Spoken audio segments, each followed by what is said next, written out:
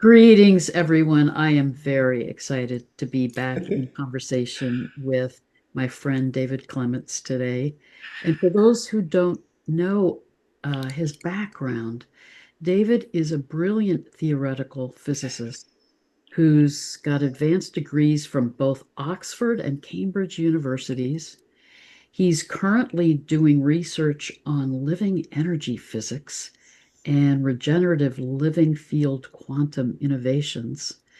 But even more than that, part of what I so appreciate and respect, David, is the path that you're on spiritually, how you are guiding us in how to move into our hearts and come from that higher heart connection with source field intelligence Hmm. to support us in this transformation that we're in right now and into higher consciousness. So, thank you for all the work that you're doing, all the profound meditations that you're leading us in, which have been so transformational for me and for so many others. So, thank you.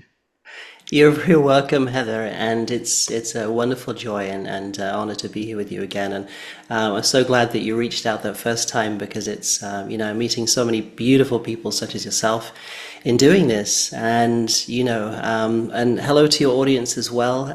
I've seen many of the comments of the feedbacks that people have been leaving for the little aha moments that they get, and that's really the ethos and purpose of doing this, because I think sharing perspective and sharing understanding and experience from what we have all gone through is extremely helpful to other people. And so it's a great joy to do this. So really happy to be back on again. So, I would love to talk about what we were talking about just before we got on the recording, which is the meditation that you've done with Yes. the core original eight cells and how that is creating such a profound transformation. Yes, yeah, it's and like I was saying when we before we began that the teams when they came through, and for those people who are new to this, so I connect directly with the infinite source intelligence within through the Sacred Heart, through the infinite point, the infinite source gateway, which is your direct connection with source intelligence. So we all have that, and we all have that ability. And with the nested fields of the higher self, my higher self, and the teams such as the Arcturians and other beings that I work with as well, so they're all part of the team. I guess I call them just as like an umbrella word to sort of describe it all. But they were saying that this particular activation would be very profound. And I found, all of the activations they do, for me personally, being very profound in the huge accelerated shifts that they do, but also that other people have found doing them as well. But this particular one, after having it done, it was incredible because there have been, then they said that they were going to do this very slowly to allow an acclimation period so that everything could adjust and synergize and harmonize properly. And what it was to do with is that let's put a little bit of context here so people understand what's being said, is that when the first cell, when the ova and the sperm come together and they activate, they form the sort of the first cell, then it divides once into two, and then it divides again into four, and then it divides again into eight. So that's three, what you might consider a three layering division before it gets to the first eight cells. And what they were saying is the way that the living energetics and the biologics were designed for the human being is that at that point, if you imagine sort of, 1, 2, 3, 4 and 1, 2, 3, 4, right, like, see the tips of my fingers there where the eight cells are in a more or less kind of way. Right at the very center there is supposed to be an ignition point, which is a bridge or a gateway for the higher source intelligence or your higher self, the soul interconnect to come in. And then this field develops, and I'm just saying it as it was shown to me, that encompasses those first original eight cells, that suddenly now there is an infusion of this divine intelligent energy that then, as more divisions grow and the cells start forming the fetal form, all cells are supposed to be infused with this ignition point energy, this intelligent source connective energy.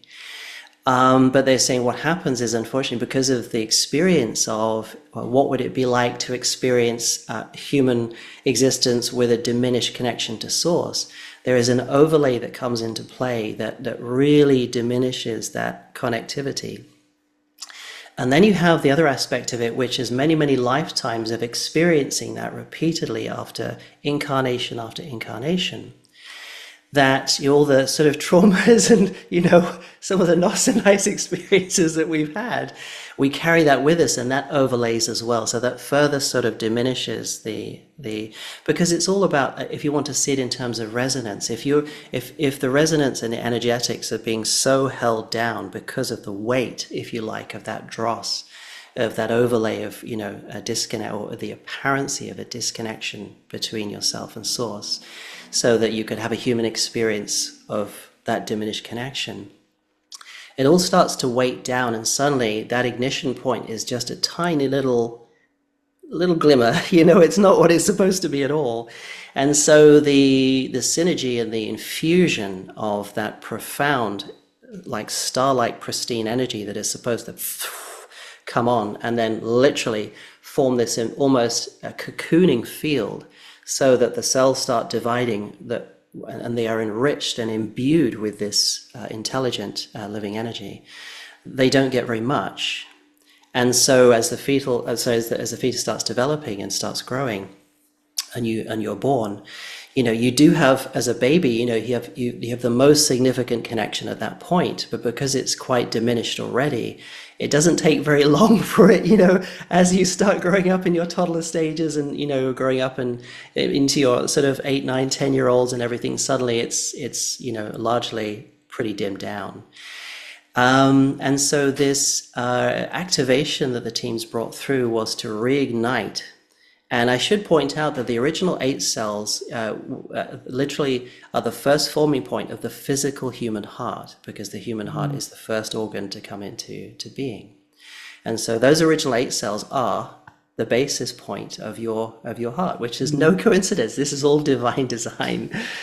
And so since having that done, other people that I've seen in the comments on the platform where we do the meditations, and I've felt that this profound peace, and also I've had these experiences because they said they were going to unfold it very gently, bit by bit, to allow the acclimation, because it's a very powerful energy.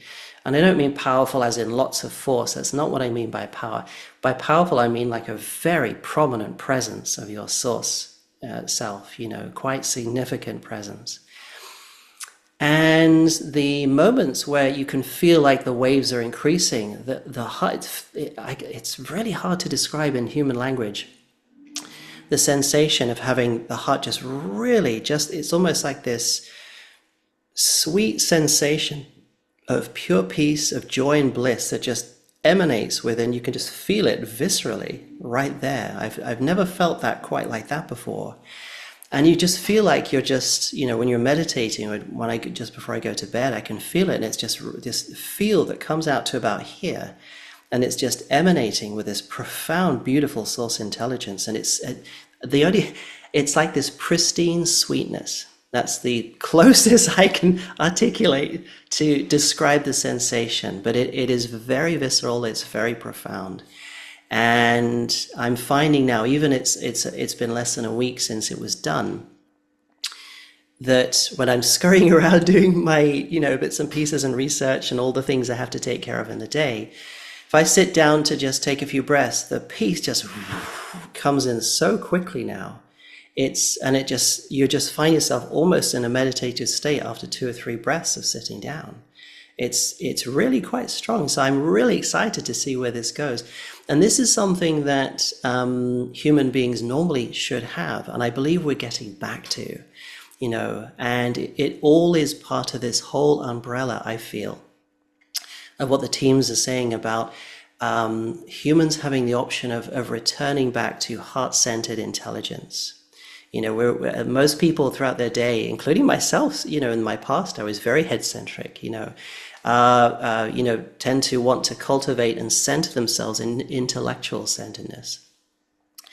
But what they were saying is what we're moving into, or giving the option of moving into this profound heart-centered intelligence where the mind becomes an extension, an instrument extension, like a musician. The beauty of the music comes from the player, but the instrument through which it is played is the instrument itself. And so in a way that the mind becomes a kind of a musical instrument extension of the profundity of the core of you, instead of just acting out by itself and doing its own thing and rapturing us in all sorts of intellectual stuff going on here, there, and everywhere and flustering about. It's going to be a very centered, very peaceful, profound existence. And if you don't mind me carrying on, sorry, you may have more questions. I don't want to take. Can I just stop you for a Oh minute, yeah, Dave? sure. Go ahead. Yeah. It's just extraordinary listening to what you're talking about, because it also fits with what it means that we're exiting the Kali Yuga, that time of Yes. being Yes. more Yes. disconnected from source field intelligence. So Yes. this is an activation, and I'll put the link for people below to support us in opening to this profound transformation we're being called into higher Yes. consciousness. And it Yes. Yes. also fits with what I learned from the Peruvian shamans who talked about this time as a critical time where Mm. we're meant to shed the density that Yes. we've Yes. carried as humanity, Yes. to connect with our hearts, to become homoluminous ones. And what you're Mm. describing is that way, then we're emanating Yes. throughout our whole being that regenerative, loving energy of source, of cosmic consciousness. And that in turn, as we experience this activation and open to that, is what can emanate out and support the healing in the collective consciousness. So this is so Yes. profound. It is, and yeah, I would love to say something with that as well. That's very beautifully said. And the to me, what the teams have communicated is that the reason why when I've had communications with, say, the Arcturians, or very profoundly advanced spiritually, mentally and emotional beings.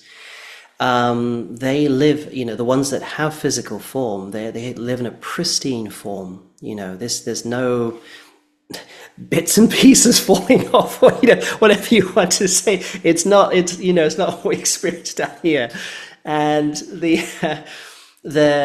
when I first started, connecting with them, that was very, very clear that they had this profound emanation. It was a beautiful, loving, intelligent emanation that they would give off. It's so serene and beautiful. And as I began to experience this more, I began to get the idea, and they were helping me to understand that the reason why they have a pristine form is because the source intelligence within them is what maintains intelligently in flow the pristineness of their form.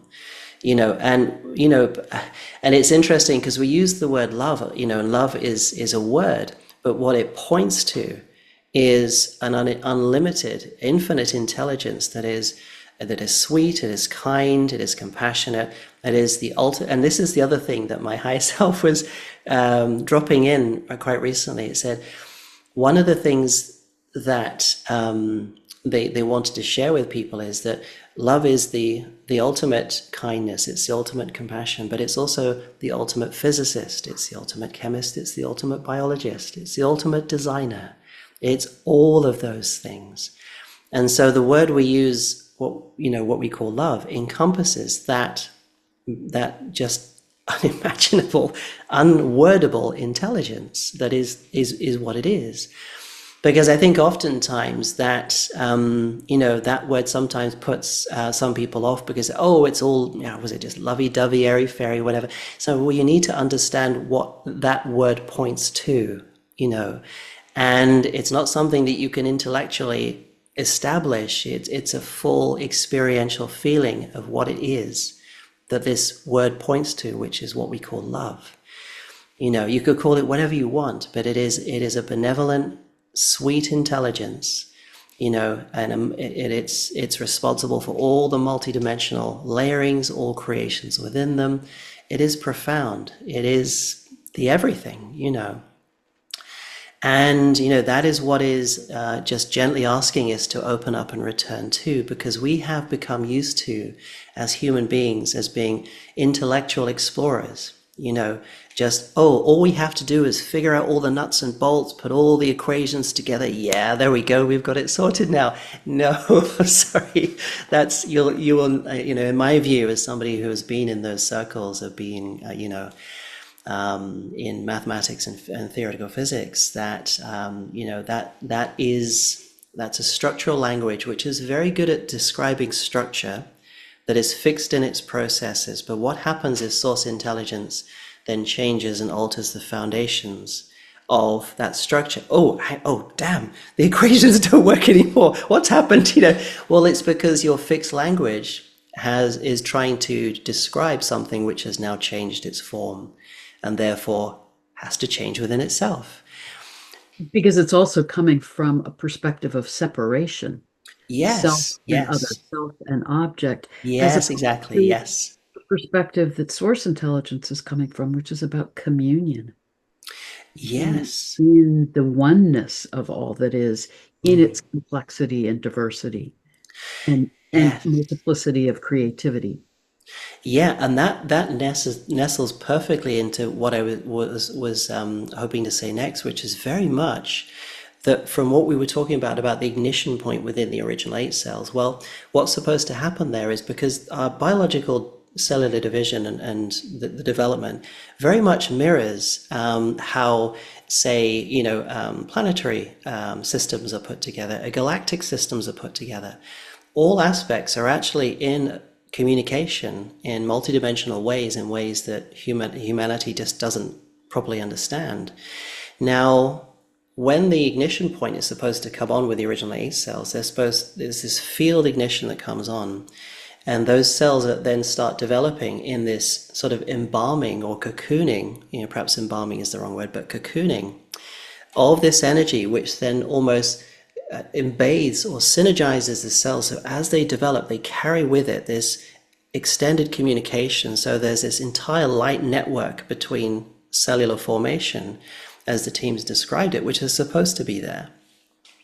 And so your entire body is supposed to luminesce, and this intelligent liquid light is supposed to flow all over the place and do amazing magical things. In a way of saying it, that when I see these advanced civilizations, they have that. Their entire body does luminesce. It glows with this emanation. And human beings, for the moment, don't have that, because, that is part of a missing puzzle piece, the way I see it, and certainly the way the teams have communicated it. And so we are supposed to have these bodies that are in this beautiful fluid-like communication all the time. And when you mentioned about separation and unification, it's very much a reflection of that, because your body, with that ignition point and developing in that ignition point, has that unified communication. So even though they appear to be individualized building blocks, they really aren't. They are interconnected, and they are part of a whole synergistic organism. So that's what we're supposed to have, I feel, and the way that you said it before, it was exactly correct, I believe, that, and it mirrors, because the humanity has felt disconnected, as if, there's nothing out there, it's empty space, we've been told that for a long time, blah, blah, blah.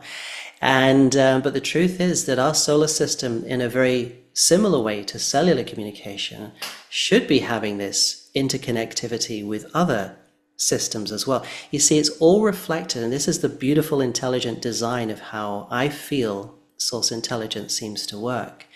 You have all these galaxies, and they are interconnected, and within the galaxies, each star system has interconnects, and within each solar system, the planets have interconnects, and on each planet, living beings have interconnects. It's all, people talk about the fractal universe, but the philosophy of the fractalization, the generation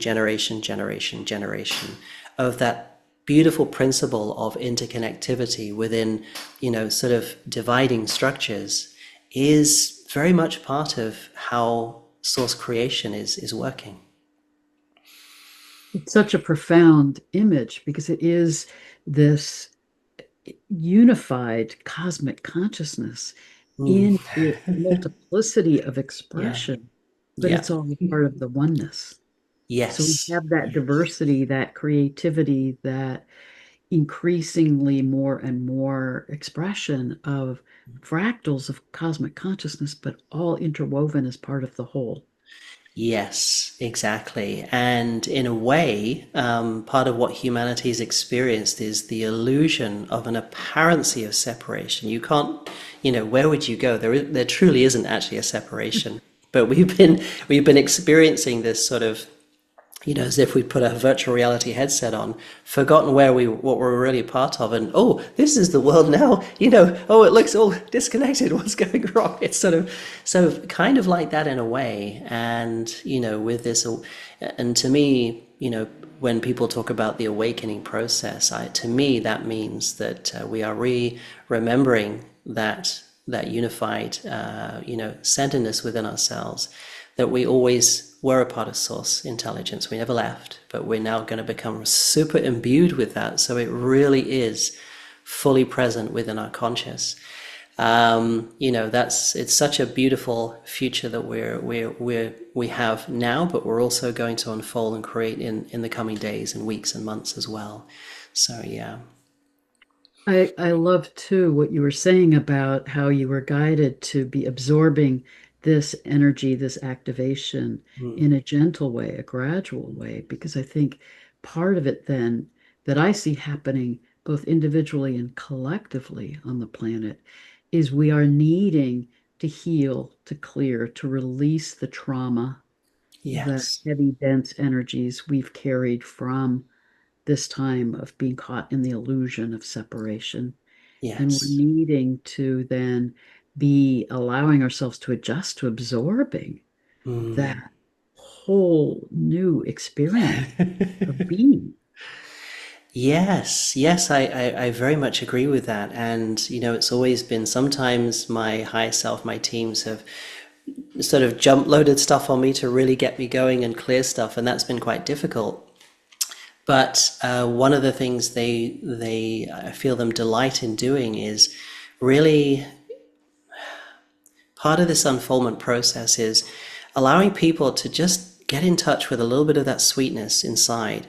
Then, as that energy, the activation, the emanation comes up, all of the things that are very low in their vibrational quality, that anchor down and pull and compress down and keep you feeling like you're this solidified object that's just purely biological and so on.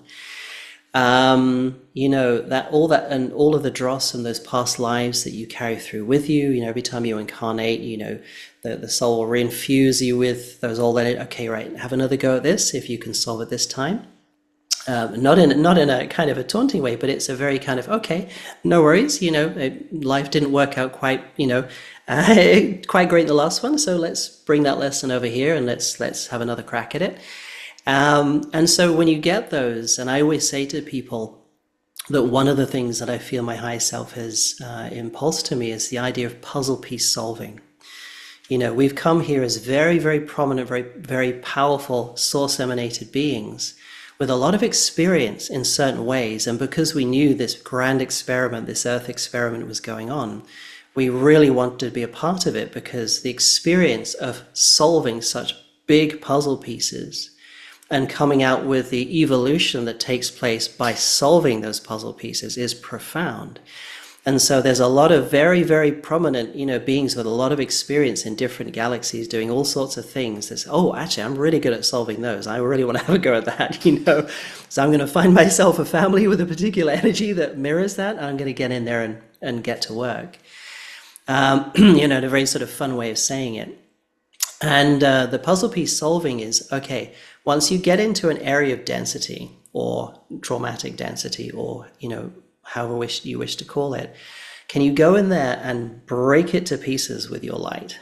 Can you dissolve it away? Can you untangle it? Can you undo it?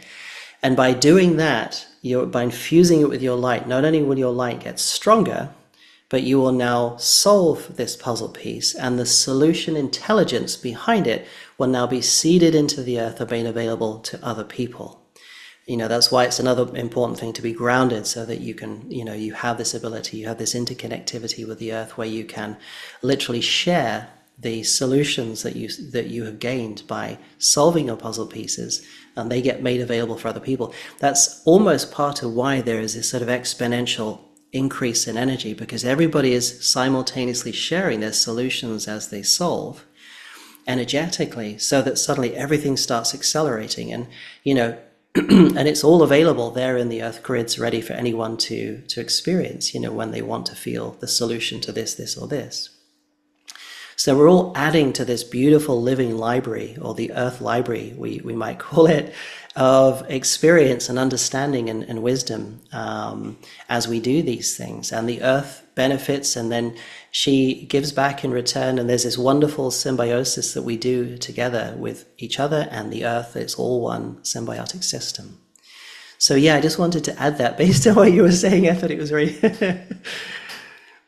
Well, it's beautiful what you're saying, and I think it also emphasizes the importance of us when we are in alignment Mm, with our higher self, our soul self, yeah. then we can be more in that witness context Mm, of, oh, I'm yes. experiencing this in Yes. this experience on the earth plane. And it seems to me like a lot of our journey of exploration here Mm, on this planet has been about the emotional realm and all the yes. manifestations of that. So the Yes. more that we can be in that witness self, what am I meant to learn here, or what am I exploring here, to Yes. bring that understanding back into the morphogenic field, rather Mm, than getting identified with the experience or the right. emotion Right. and then Right. feeling like, why is this happening to me? It's Yes. more a part of that, again, that larger soul's perspective on this experiment that we're in as humanity. Yeah, you raised a really important point there, and I feel it about being the observer or the experiencer. And I think that's a very, very key thing here, because when I say about puzzle piece solving, that may, many might interpret that, oh, I've got to solve and go through things and intellectually do this. That's not really what it means. What it really means is, can you have the the softness, the openness, and the strength of being to simply be with the stuff as it comes up, so that you can really allow your light to infuse into it. Because part of the trouble with and I've done this many times in my own experience.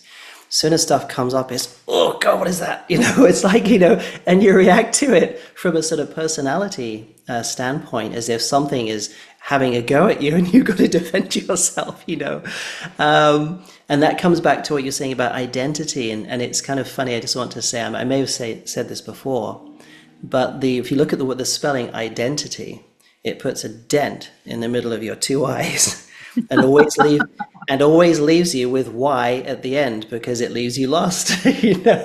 Oh, that's beautiful.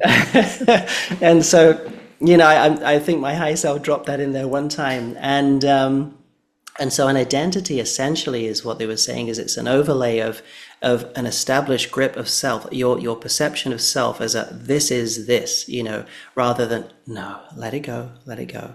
Let yourself be in the experience of you. You have nothing to hold on to. It's like the monkey who refuses to let go of this branch before it wants to move to the other. No, this is my tree. This is my identity. I can't leave the tree. And I know it can be incredibly difficult sometimes, because identities can be many things. It can be a workplace. It can be a relationship. It can be your sense of spiritual self often. And that's one of the most difficult ones to let go of, because people, especially when they go through what feels like difficult stuff, they really try to cling to their spiritual identities they've made for themselves.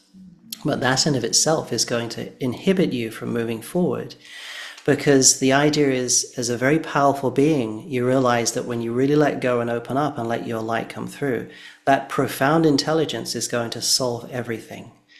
And that is the key. Can you let that light through? Can you soften yourself, let yourself be vulnerable to you, the real you, and allow the real you to do what it does best, you know? And I feel that's such an important message for people because, you know, there's a, especially as we go through these times that we're going through, a very intense old stuff coming to the surface and really presenting itself. You know, a lot of people, you know, and like I said, I've done this many times in my past, so I really understand, you know, what people are talking about, how easy it is to go into shutdown and kind of defense mode, which is in itself just a nested series of identities. When you can really relax, because many times when I've had stuff come up, you know, my teams will say, just relax, just get yourself peaceful, you know, don't try to do anything now, just breathe rhythmically, settle down. Okay, right. Now, see it clearly, feel it clearly, just be you and just let it be. And you'll get a very clear picture of the energy. And this is the thing, because they're saying when you allow this stuff that's coming up from your unconscious and your subconscious and these sort of hidden areas, when you allow yourself to have a full experiential view of it, now you have access to all of it and you're allowing your light to access it. Because when you're hiding it down, you're using your free will to say, no, nothing's going in there, it's not coming up, don't want to see that, stay down, you know, so it can't be resolved. You know, because the love light intelligence, the source intelligence within you, honors your free will so profoundly that it will let you continue to hold it down, you know, until you, by your free will, say, okay, all right, I'm just going to be with this, let it be. Then you have, then it has full access because you have made a free will choice to allow yourself to step into being, step into the allowance of just this thing to be. Now you have full access. Now it can be resolved, you know, and that is a very key piece of wisdom I feel for myself. It took me many years to learn that one after repeated, you know, fighting and resisting and all sorts of things, because it's very common. It's a very human thing to do, you know, because that's culturally how, you know, we've sort of grown up a lot, you know. So yeah, I just wanted to say that on what you were saying, because I think that's a very important thing to say as well. And what's so beautiful about that is the more that we can do that within ourselves, we can also hold that compassion and Yes. sacred Yeah. space for each other. Yeah. And again, support that healing energy emanating out. Because part of, I think, what we've been seeing going on currently is the more people get caught in fear and in the turbulence that we're going through in this transformational time and get caught in that reactivity, then we Yes. react off each other, and then we're just perpetuating that that sense of polarization, of trauma, of Yes. Yes. reactivity. And the Yes. more we're in that healing energy, then we emanate that out. But Yes. also, Yes. you were talking earlier before we got on about how this transformation is also supporting our reintegration of the sacred masculine and sacred feminine within us. And I Yeah. would love Yeah. for you to share more about that. That is so powerful. Yeah, definitely. Well, one of the images that my teams have given me for a little bit of time now is this, how could you say it? I'm just trying to find the right words to describe it. It's so let's start here. So the most sort of common description of the male and female within the body is people say, oh, you know, your left side is your feminine receptive and your right side is the male applicator. And it's always been that sort of polarity, you know, based, you know, of course, not in any kind of judgment, but that's just how it's, you know, most commonly seen. And now, because we've had this experience of polarity of this side, you know, positive, negative, you know, a whole charade that could go on forever. But what's happening is that there is this re-infusion or this remembrance of the true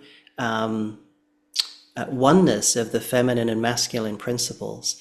And the way I see it is that the feminine is a quality of source energy, and the masculine is a quality of the source energy. They're not distinct. this sits over here, that sits over here, and occasionally they come together, and do some things, and then they separate again. It's not actually like that. These are principles or qualities of the same thing.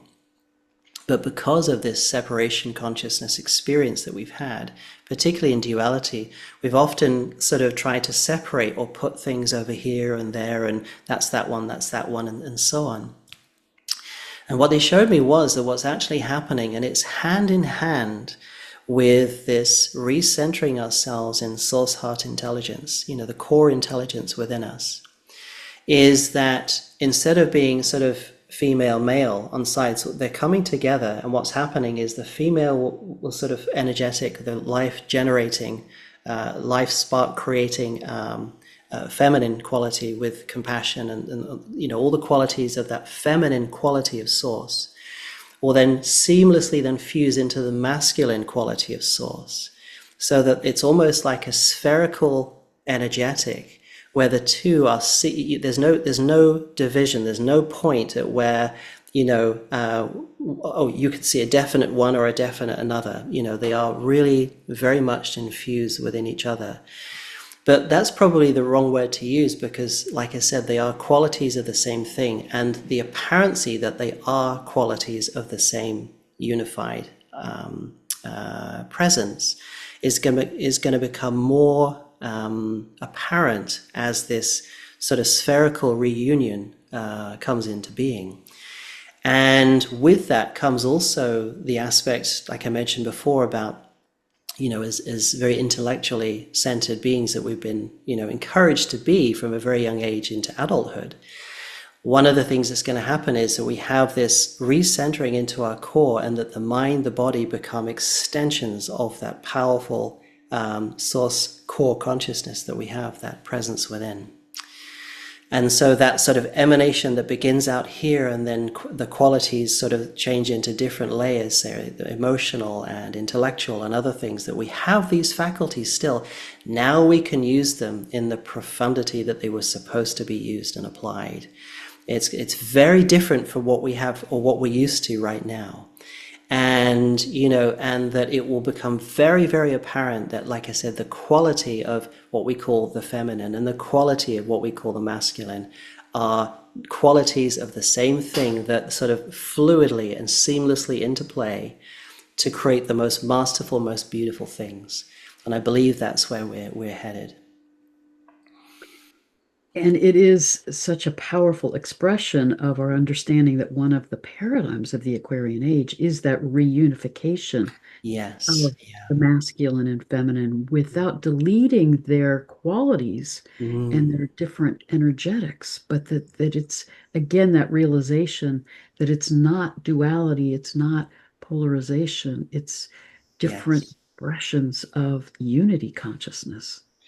Yes. And in many ways, the it's very interesting because, as you were saying that, um, from my own experience, going back to when I was all a bit of a head case, very eccentric, I can remember very much how, although I wasn't aware of it at the time, how sort of resistant to that softness and that sort of that kind, caring, compassionate quality of that energy within me that you would call the feminine was. And I think that's part of the aspect of the puzzle piece solving that myself and I'm sure many other people have come here to solve, is that it's really to do with how do you really soften, how do you let go of all that sort of tension, that grip, that guardedness, the walls that you put up, and allow that feminine quality, masculine quality to synergize and really come into being again. Because it seems very clear in a way that when you look out into the world, a lot of the warfaring and other things, that those are essentially big manifestations of a masculine energy that refused the synergization with the feminine. They're going the other way. There are other examples of with the wounded feminine not really allowing itself to refuse with being hurt or wounded by the masculine, or so forth. So it both have this sort of walled up qualities that they've put in place, and they have to be just dissolved and reunified. So I think that's a very important thing to remember, and you see it play out a lot in different pockets. And my experience that unity is just such a profound sweetness and kindness, and having, when the two are together like that, those qualities don't appear as separate ones, that you really see them as a unified quality of a whole. The everything from the inspiration of ideas of things you never thought of before, to being able to be so kind and compassionate and considerate, all the qualities that they involve encompass into one, working together, because they are together. They aren't actually separate. It's like saying the qualities of water. Oh, if it's ice, that's a masculine. If it's more fluid, that's a feminine. Well, it's the same thing. They are just two qualities of the same thing. And when they work together, it's a beautiful symphony. And that's where we're headed, I think. I love that. And also I think part of what you're saying is we're melting away and dissolving the different conceptual understandings Yes, that we've had yes, yeah. of the masculine and the Mm, feminine. Because I think, as mm. you were just saying a minute ago, we've been in this time of disconnection and I think distortion of those Yeah, energies, yes, of what I yes, call the sacred feminine and the sacred masculine. We've got yes, a sense yes. not only is it the left side of the body and the right side of the body, but that the feminine is about receptivity, Mm, and then we label it weakness, and the mm. masculine is about strength and activity. And I think part of Right. what you're saying that is so powerful is when we really drop to these deeper understandings of these Yes. qualities Mm, of source intelligence. The yes. sacred feminine is this power of regenerative creativity, Yes, it is. Yeah. love, and then it manifests into this outward emanation Yes, and yes, fluidly morphs into the sacred masculine expression. But yes. they're interwoven in a way that we're really honoring the deeper meanings of these energies also. Yes, very much so. And in a very kind of loose sense, that's exactly what it is. There are archetypes of distortions that we have, been taught to believe, and we've even sort of encultured ourselves about what it is to be, the female quality is, or what the male quality is. A lot of those are dissolving away because they're not based on truth. They're based on a misperception, perceiving it from a place of duality, of trauma, of shutdown, tension, all those kind of things that we've had to go through. But yes, you're absolutely right. This it's almost a little bit like, and it's not totally like this because I can't quite. There's no way to articulate words to fully describe this. But essentially, coming back to the eight cells, the masculine aspect would be sort of like the template energetic form, but the feminine comes in and activates it. There's no life forwardness or life progression without the activation of the feminine. Similarly, if there's no template to activate, then do you see what I see? So they're actually two qualities interplaying in the same way. So it's something I encourage people to have a feel on and play within yourself, because like I said, I don't think there's any way to use a structural language to really get to the heart of this at all. It's just something I feel it now. I can experience the unification of those qualities. They are two qualities of the same thing. There is no separation. So yeah, it's a very, very important thing which we're going through, because we have gone through as a civilization such an extreme polarization, and again, there's another layering, if you like, of where identities have been very strongly encouraged and adopted by people, and myself included. I have many identities I've had to let go of. Once it came up in my face, and oh my goodness, that's an identity, isn't it? So there's a lot of those things going on, and I feel a lot of one of the ways to talk about the unrest that's unraveling right now, and it is unraveling. It's not coming into play like, oh my God, it's all going wrong. No, it's just unraveling from the hidden areas that have been buried for so long, and now finally they're coming out to show themselves so they can finally be cleared. And this is the revealing. When they talk about the great revealing, it's the hidden revealing itself to you so it can finally be dissolved and you can move back into, centeredness where you've asked to be. And so, so all of this is playing out. And so as it plays out, you have a choice. You can either re-entangle yourself with it, engage and get caught up in the identity and react. And when you think of the word react, it's almost like you're reenacting the thing again. Ah, beautiful. You're not actually doing anything with it. You're just role playing the same thing over again.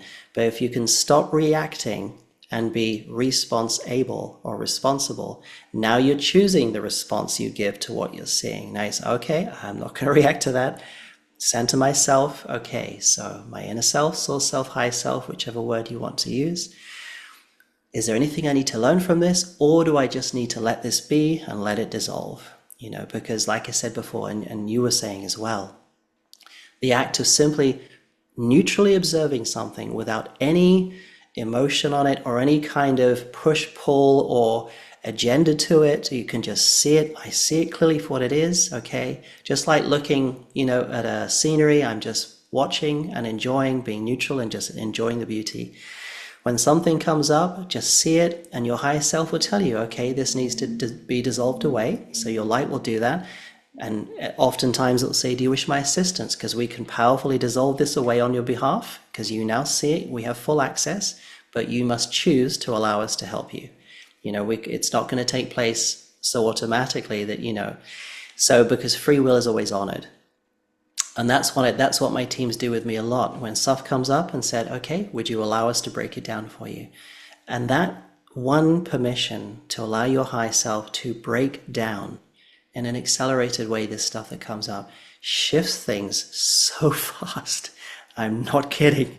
I mean, big archetypal stuff that goes, oh, whoa, okay, settle myself down. Okay, what's that? Okay, I see it now. And, high self will come in and say, okay, you see it now? Can I break it down for you? Yes, please. And then this energy will come in and just melt it away. And like within minutes, it's gone. Because I know one of the big things that people have a lot of troubles with is this sort of that keeps going and going for a long time, and it's like, actually, there are such profound ways. Just first of all, learn to be neutral. Don't reenact the trauma that's come up. Be neutral about it. Let it be. And give your higher self permission to dissolve it, break it down, and wash it away if that's what your higher self sees as the best way forward. Because there's so much help available, and this is part of the wisdom of people not understanding the help that is available to them within them. It's that powerful. So that's, I think, a ray of hope to a lot of people to say, you don't have to. And this is one of the things my higher self said to me, said, you don't have to suffer through this. It's not, my higher self was very playful. I think all higher selves are very playful and very joking and say, we can help you. It's quite, and my, there was an analogy that my higher self once used, which is quite funny, to do with chocolate cake or something like that, or cheesecake or something. And so like, stuff that comes up is like this cheesecake. You sometimes you tend to want to keep eating the cheesecake and going through it. You don't have to do that. We can just take it away from you. It's fine. It's like, So, and that's the other thing. Being source intelligence is very playful. It is the definition of lightheartedness. It's not serious at all. It sees things in every sort of, the true beauty of what they are. And that's another thing to, I think, recognize in yourself, which I had to, because my former days, I could be very serious, very intellectual about things, very, and they were saying, that's a habit you probably need to let go of, because that's not going to help you. And the more you can be playful and lighthearted about it, you will see things so quickly. Things will dissolve so quickly, because the seriousness is a grip, and the grip will hold things in place. And that's another thing to be aware of too. So sorry, I kind of ran on a little bit there. You No, probably have more yeah, questions, I but love what you're saying because the more we can be in that playfulness and yeah. humor, it automatically puts us in the witness self Oh, it rather than does. getting Exactly. mired in it and identified with what's going on and getting, in Yes. that Yes. density. Yeah. But the other thing that you're really highlighting, which I see as a clinical psychologist, Yes. it used to be that and it was part of why I left the field. I thought there have to be other ways of healing than logging endlessly through Yeah, all yeah, the yeah, yeah. layers of Yes. Yeah, experience, yeah. trauma, suffering. And I see now that we are being so supported to heal in Yeah. such an accelerated way. Yes. And I'm working with Yes. so Yeah. many people who are experiencing that. And Mm. part of what you're saying that I think is so important is it's all within us. Yes. And as we're in this dance with cosmic consciousness, it's outside of us, it's within us. It is such a powerful time where we're supported to come back into who we really are. Yes. And thank you for saying that as well, because I feel my team's there sort of impulsing me to talk about that a little bit, because the the idea that when it's said that it is all inside you, that I really want to emphasize, that is not a cliche. That is not just a feel-good phrase just to perk you up and make you feel happier. It absolutely is inside of you. There is no other way. You are literally, it's like a projector at the cinema has its beautiful, powerful, bright light that beams onto the screen, but the projector thinks, oh, it's just that. No, you are the emanator. Now, one of the things that they mentioned to me, and I think is a very, very important thing to tell people, is that a lot of people get sort of put off looking inside, because when they look inside, they see just the yuck, the stuff that's coming forward to come out, and they think, oh well, I don't feel anything inside me. I don't feel the source presence inside me. Well, it absolutely is there, but just have faith and hold the trust in yourself that this is part of your request to come in and work, literally puzzle piece these things coming out, to clear them so that you will underneath find the truth that it is inside you. And by solving those heavy duty puzzle pieces, you will then seed that solution into the earth and make it much, much easier for other people. And like I say, never ever give up the faith that it is all inside you. That is not what should we say, an airy fairy wishy washy kind of feel good sentiment. It really isn't. It absolutely, that all the intelligence that created this universe, this galaxy, all other universes, all the multidimensional realms, is inside you. You were part of that from the very beginning. You aren't some just, let's I don't know what she say, some schlep that's just on the side that's just trying to kind of, I don't know, make themselves feel good. You're not. You are an extension of that source intelligence. You are that source intelligence having a particular human form that you are in. And that is not it's said, with not to just make people feel better, but it's said to help people realize that really is the truth. And continue to look inside, and if you encounter dross, it's okay. Just witness it, see it for what it is, ask your higher self to come in and break it down, wash it away, help you, just dissolve it away lightning fast. And when you get into that sort of rhythm of working with your core self in that way, it will present itself more and more and more, because you're allowing it to come through more. So there is this beautiful growing relationship while you are, developing with that core self as well. So yeah, definitely, I think that's worth saying. And it is how then we come into the full sovereignty of who we Yes, each are, yes. the empowerment. Mm. Before we stop, David, I just have to ask you, and Sure. we talked about this before the recording, about this extraordinary appearance of Three Eye Atlas in our solar system. And in the context of what we're talking about, I think again, it's important that we're reorienting our perspectives to not say, oh, that's something out there Yes, happening yes, to our solar system. From yes, my perspective, it's mirroring back to us yes, what's yes. happening within us. Yeah. But you were mentioning before we got on the recording that your teams have been playful about what this all means. So can you just share what they've told you?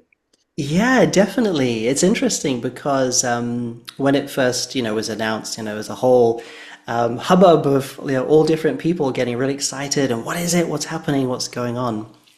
And a few people had asked me, what's your team's take on it? And I tuned in, and my teams are being very playful as they are. They say, "Wait and see," it's and it is kind of interesting because I very much agree with you. And I was talking with Pam the other day, and it's the one of the things that the teams always say is it's whatever happens outside is a mirror, but what is it doing within you that is going to help you open up more to yourself? That is the key. Whatever goes on outside of you, whatever is presented to you, whatever energy just suddenly pops up and comes into your face, how is that serving? How is that helping you to go more into your inner connection and become the real you? That's the important part. And it can come in a myriad of things. It can come as a simple friend revisiting you from the old, or, and presenting, things again that, oh, I haven't fully solved that puzzle piece yet. I need to heal that bit. Or, it could be, some event, or it could be a change in lifestyle. It could be anything.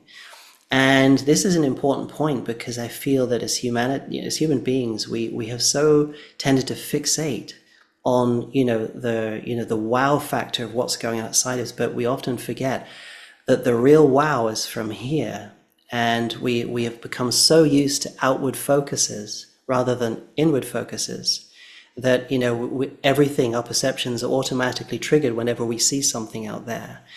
And it's very interesting because it does come to this point, and I think it's very helpful to talk about this as well, is, of course, there's lots of people saying it's all sorts of different things. It's this race or that race, or it's this thing or that thing. A lot of them are very mutually exclusive. And, one of the things that my teams are saying is, and my higher self is saying, is that the difficulty with human perception, and particularly when you're asking questions and you're asking for clear information, is you have to, like you were saying, you have to get back into the neutral observer space when you ask the question, because they will not override your free will. So if you are choosing to overlay the information you're given with your own preference about what it should be, what its meaning should be, X, Y, Z, or whatever it is, that will go that way. And they won't stop you because that's your free will. They're not going to interfere with that. And I believe that's one of the reasons why you have so many different, seemingly contradictory ideas about what it is. It's because deep inside, and that's what they're always saying to me. And at times when I have made mistakes, when I have gotten information and I see, they said, do you see what you did there? You see, you asked the question, but you already had a preference for what you wanted it to be. And then you took it in that direction. And so they're saying that's what you have to learn to do as human beings. That's part of the package of becoming, your truth again, is you've got to learn to see things without this preferential view of what you expect it or want it to be. See it for what it is, and then you will get clear answers. But always the answer really is from the teams is it doesn't actually matter per se about what it is. It matters about what the energy of whatever it is. How is it, how can you make use of that to help you go more inward? And again, that's one of the things I find, and they're reminding me again, is within humanity, there's quite a resistance in a lot of people, especially, spiritual sort of light workers, or whatever you want to call them, is because when they go in, they feel the dross that is trying to come out. It's like trying to go backwards down a river. You're trying to get to the source, but you're seeing the logs come out, bump you in the face, and it's like, oh, no, I don't want that. I'm going to go back the other way, So it's kind of a little bit like that in a way, but it's like it's okay. You can be neutral, and then everything is just going to pass you quite effortlessly. But if you engage in what's coming out, it will feel like it's hitting you and bumping you and pushing you all over the place. And it's such a, I can feel them saying it's such a key thing for humanity to really learn to do. It's like a bit of an art form, a practiced art form. Learn to see everything in neutrality, and you see it today. There's a lot of triggeredness going on, a lot of people enraged and emotionally engaged. And it's like, that is so far from neutrality that you will never see the truth of what it is that you're going through. You will be rattled and shaken around and you'll bounce off the walls, until you learn to let that go and become centered again. And that's where the clear two-way flow of information can happen from within you and from without. And you can see it and be a very clear, centered being that can create and perceive in a very true and clear way, definitely. And part of what I think is important in what you're saying is then we need to come from that place of neutrality, but also come from the heart. And the more Yes, that we're yes, clearing that dross and yes, not yes, resisting it, because I love that phrase, what you resist persists. yes, But the yes, more yes, that we're doing that inner clearing, then the more we yes, are in neutrality. And yes. for me, I just want to say before we stop, it's interesting to me, and part of what I've been doing with my uh, students in astrology classes is how do we attune to the meaning of the planets? Mm, And as their energies are in us, not just outside of us, and how do we attune to them from the heart and from a relationship, from a capacity of communing with them yes, rather than thinking about them. yes. So for me, interestingly, I haven't had time to do your latest activation yet. I did my own heart attunement to 3I Ah, Atlas, and ah, it's a very similar effect to what you're describing with your activation. I ah. experienced it. I stopped thinking of it. Is it a comet? Is it an object? Is it a spaceship? I just got, oh my goodness, it's a consciousness. Yes, yeah, And I felt the way in which it is a reflection of this inner work we're doing around remembering this energetic of connecting with source and being in yes, that higher yes, consciousness. And I ended up across this past week just feeling waves of gratitude yeah. and joy and an experience of oneness. Yes, yes, So it was igniting that somehow for me. And I think it may be an external mirror saying this is yes. what's getting ignited in the hearts of all of us. I agree, and that in a nutshell is really the essence. That when I talk about neutrality and centeredness, that profound sweetness that within the heart center is the place to be to see all things, because the teams have been very clear with me and my higher self that when you get into that centered stillness in the heart space, in that core of who you are, the perception you can have in layers you didn't even realize exist start to come into, they present themselves to you, because you can see everything from the heart center. When you engage, say, with the mind or with emotions, you are then located within the realms that those operate. And now Like suddenly everything wonder. else, yes, yes. And then so everything else shutters itself off to you. Because what is actually happening there is you are choosing to say, I only wish to focus on these qualities when you engage in that way, and everything else, no. But when you're in your heart center, suddenly you have a full perception of everything as it is, not as your mind agenda might, or agendas or belief systems in your mind might wish it to be or want it to be, or say undealt with emotional packets of energy might or try and orientate your perception to make it be this or this. So heart centeredness is the, how could you say it? It's the pristine place to be, to see everything in all dimensions, all levels and ways exactly as they are. And that's when I see these beings, such as the Arcturians. They have such a stillness. They have such a profound emanation, because the Arcturians themselves, and their living organic innovations are revered throughout this galaxy. That's how good they are at those. And these beings, and people might think, oh, they must be intellectually really amazing beings. Well, they are intellectually amazing beings, but they are very heart-centered beings. They have a very good balance between, they have very good bridges between all of them. And they said themselves to me, they said, you are going to find there is a world of difference between living from your heart center to living from your head. So I hope that, and I say it many times because I really feel that if beings like that are saying, we love to share with you that living from your heart center is the place to be, and it's going to be a profound change for you, unlike you could never imagine with your beautiful mind. But then when your mind becomes an instrument of that, then it can be used in the right way. That's how they do it. Their minds are an extension of their core energy, their heart-centeredness. That's how they can do what they do. That's the profoundness of what they do.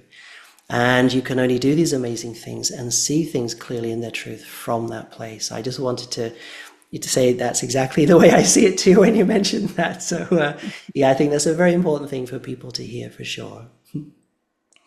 That's a beautiful note to end on, David. I think it ties this whole conversation together about how do we come back into that heart connection that opens us to source field intelligence, opens us to that awareness that everything is interconnected and we're a part Yes. of the oneness of all three.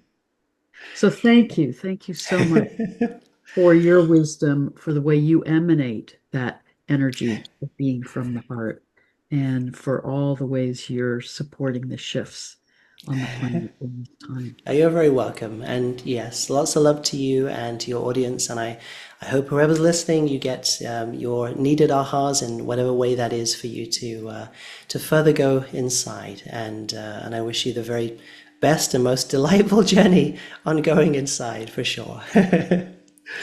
Beautiful. Yes, blessings and love to all of you listening.